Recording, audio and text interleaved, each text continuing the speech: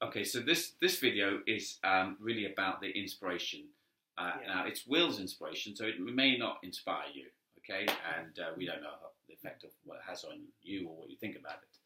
But basically, Will got to the point where dry January was coming up, and his birthday, 50th birthday, was coming up in the middle of dry January. He tried to stop, tried to cut down bits and pieces, new girlfriend, trying to live a life, etc., etc., the pressures. Anyway, so that was the setup. What do I do? Do I have dry January? Do I stop for my birthday? What do I do? And that was the sort of, this is the exciting bit for me, because something happened. Yeah, and in the past, I would have always tried to manage the drinking around this sort of dilemma or problem that I'd created through drinking too much, getting into trouble. But suddenly, in this particular instance, this December, middle of December, I'd got into trouble at work. You know those questionnaires you get? Have you ever, when they get a drinking question, have you ever been in trouble at work through alcohol? Oh, no. Suddenly, I was ticking a box that said, yes, I have been in trouble. Have you had arguments with your girl? And I had arguments with Jane. Alcohol was at the root of it. These two things had happened. The work thing was dreadful to me, and I knew I had to do something serious about my drink. But I did not give up. For God's sake, totally ridiculous. Yeah. But I had to address. I had to show people I was doing something. Yeah. And dry January is a great way to do that. I mean, what a fantastic demonstration to all and sundry, everyone around you, that you are, you're in control. You don't have a problem, and I saw a gesture. And it's a great. You were planning a gesture. I was planning a gesture, so it had to be I was, and January fitted the bill 100%. Dry January, but as you say, 50. And I booked a pub. I'd actually booked a room already. I'd forgotten this. I'd actually booked a room in a pub in King's Cross, a little pub, a lovely little place. I booked it for the Saturday night. I don't think it's very busy in this pub in the weekends. It's one of those places that frequented during the week more than the weekends, and it was quite easy to book it. And I thought, this is great. And I can't not drink at my own birthday. I'm thinking, but I couldn't. I also felt I couldn't drink up to my birthday, and then not drink up to my birthday, and then go mad on one night. And then go back to non-drinking for the rest of the. I'd done that before, trying to give up, and then as soon as you break it, that's it. The on switch is on again. And I knew I wouldn't go back to not drinking for the remainder of January. So I was in this dilemma. I didn't know what to do. I had to make a gesture. I had to show people I was serious. I booked the pub. I knew I had to drink on my birthday, or so it seemed, And I was thinking about this dilemma, and it was because I was in that dilemma, I suddenly kind of visualised, I was trying to think of inspiration from somewhere, how I could solve this problem. And I just kind of imagined this pub on this night of my birthday.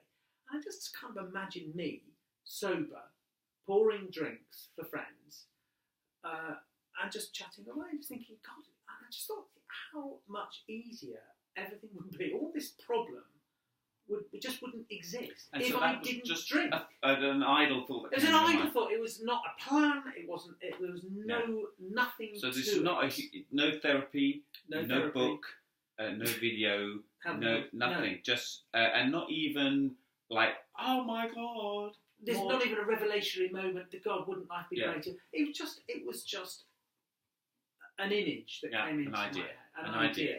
Yeah. But based around the idea that actually, this wouldn't be a problem if I didn't drink. And I just thought, oh, that is true. It wouldn't be a problem if I didn't drink. And then I just sort of imagined that. I didn't drink, and how would it not? Why would it not be a problem? How can you imagine it not being a problem? For that particular day, so you just that one day. Nothing else in my life. Nothing about anything else. It was just that. Yeah. And then I thought about all the birthdays, 50 of them. Not quite 50. I wasn't drunk at my 5th birthday, but I mean, from the age of 15, I'm sure I was drunk on my 15th birthday.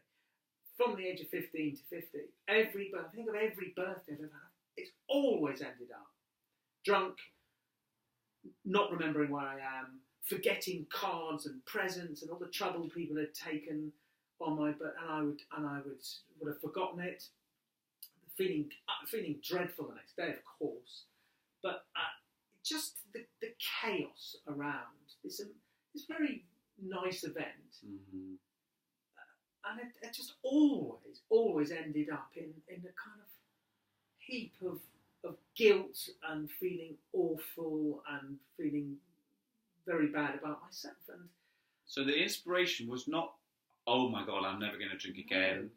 I'm on my birthday. Yeah. I'm not. What would it be like? I just imagined this me. That was it. Yeah, that was what it was. You I just imagined this on that day. On that day, and that's what made me. That's what made me think of all these previous birthdays, and that this guy, this me, this different version of me, is kind of there, pouring drinks for people, and that's how that's what it was. That's all it was. I just thought that I just held that thought for a while, as I then kind of worked out what I was going to do, and I kept coming back to that thought, as you know, because the situation with the birthday and the dry January wasn't resolved, of course, because I was still working all of that out. And the next day I came on, and it kept coming back, this image of me pouring drinks in sober at my birthday, and thinking, oh God, that would be quite. I suppose I would drive home at the end of such an evening like that. I would drop people off.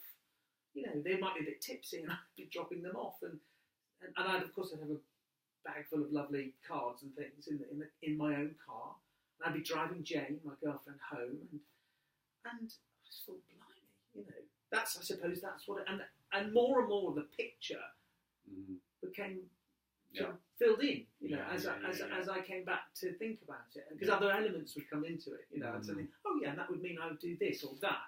And also, what's interesting is that image growing didn't come, that sort of solved. Well, it was exciting, interesting idea for that one day. Yeah. It wasn't the whole of your life. No. It was just on that day. That would be rather cool. Yeah. And somehow you had this thing. We had this thing about how do you want something that you don't want. You know, when you're drinking, you just want to drink. You don't want to not drink.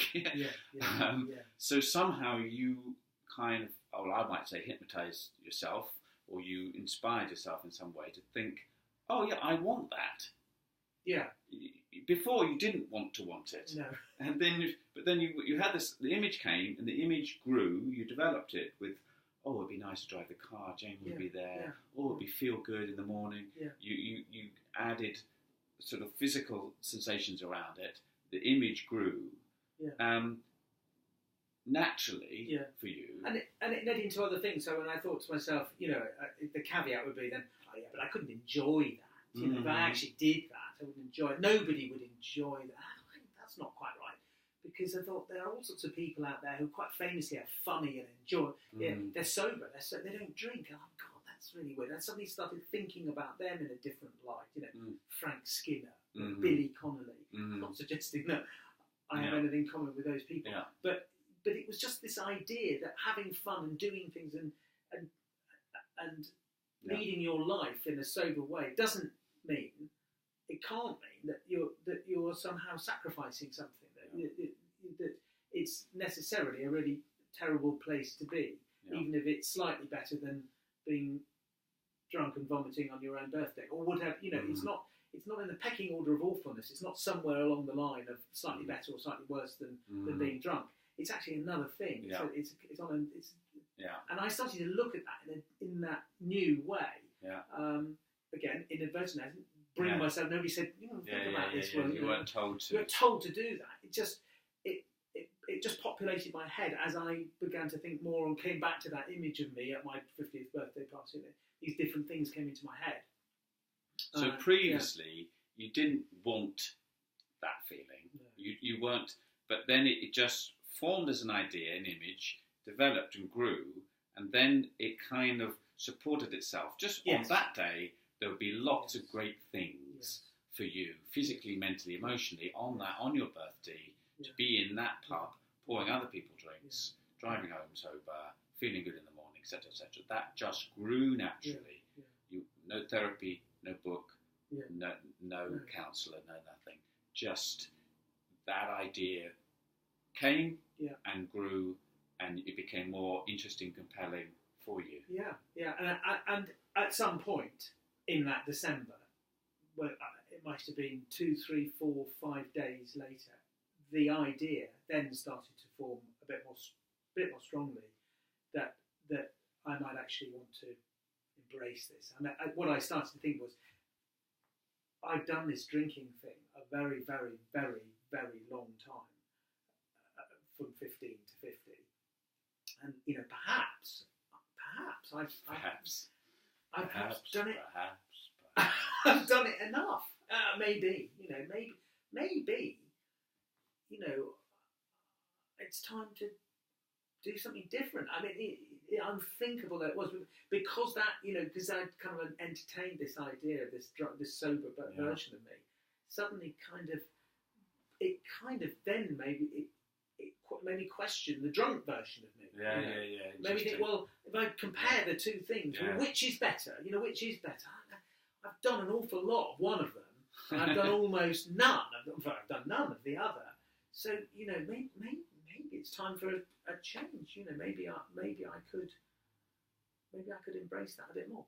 Yeah. Amazing.